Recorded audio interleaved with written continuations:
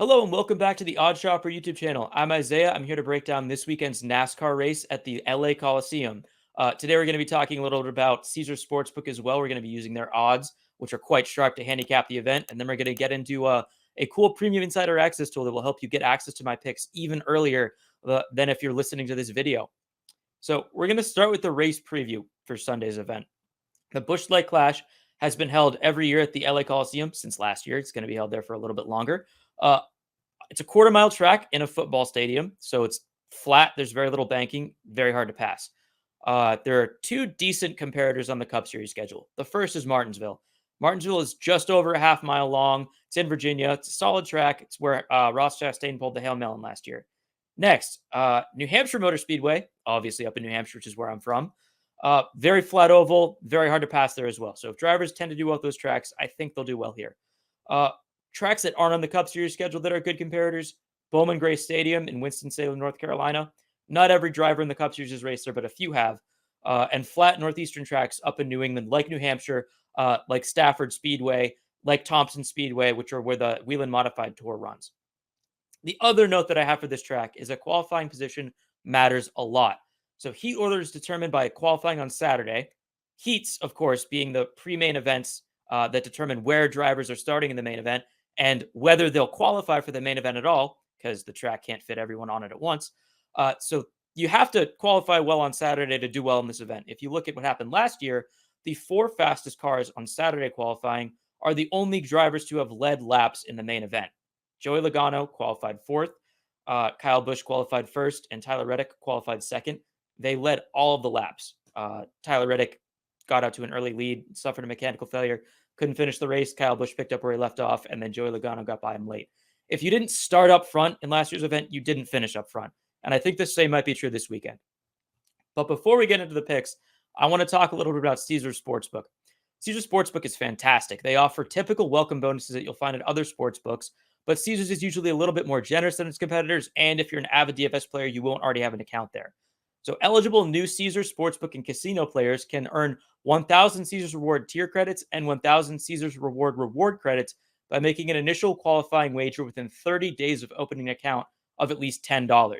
You might want to increase that stake a little bit because you can get your first bet back in site credits up to $1,250 if it loses. So maybe make a bigger risk than you normally would and then take a smaller bet or a safer bet after you've done that. Cool. So that's Caesars. Now it's time to get into the picks. So first up, we're going to talk about Tyler Reddick. He won his heat race, and he passed Kyle Busch early in the main event to take the lead. Unfortunately, he only made it, I think, 50 or so laps in because his drivetrain failed, and he had to retire from the race.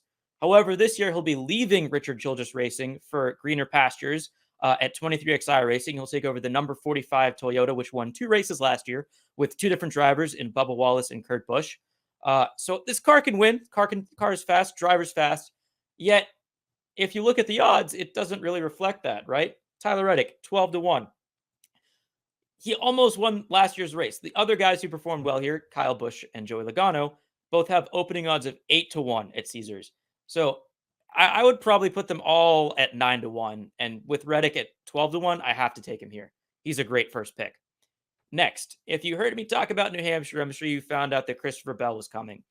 He didn't run fantastically in last year's Clash, but he ran okay. More importantly, though, he got hot down the stretch last year and made the championship 4.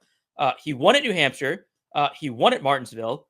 And he's historically dominant at New Hampshire. If you look at his resume in the Xfinity Series, it's kind of jaw-dropping. He's made 3 starts. He's won 3 races. And he's led 71.7% of the laps that he has run there. That is utter dominance.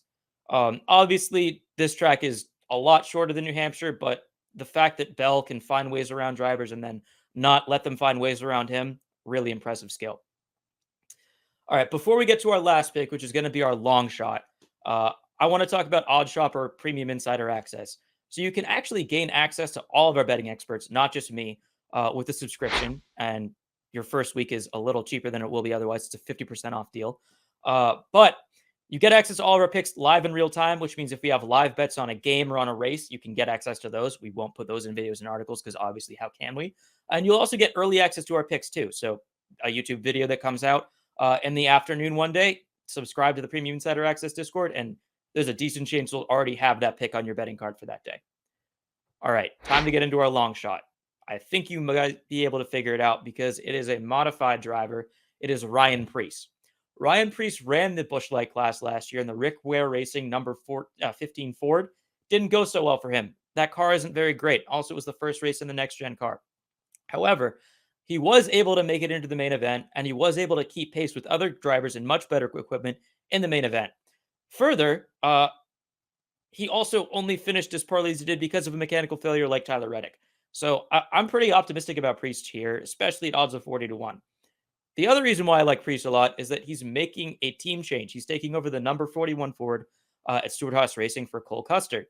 Although Custer couldn't do much in the seat last year, Custer finished 7th in last year's clash, and he qualified in a top 5 spot at both Martinsville races. So this car is fast. It's just a question of whether Preece can deliver or not. And I think he can. And if you look at his resume, you might figure out why. So he's a New England driver by trade. He cut his teeth at modified racing up in Stafford Speedway and up at Thompson Speedway. Those tracks compare favorably here. At those 2 tracks alone in his modified tour career, he has 12 wins and 40 top 5s. That is absurd. He is incredibly dominant at tracks like this. Although he is a long shot at 40-1, I would maybe have him at 30 to 35-1. I think that we're getting a decent enough deal over at Caesars to warrant adding Ryan Preece to our betting.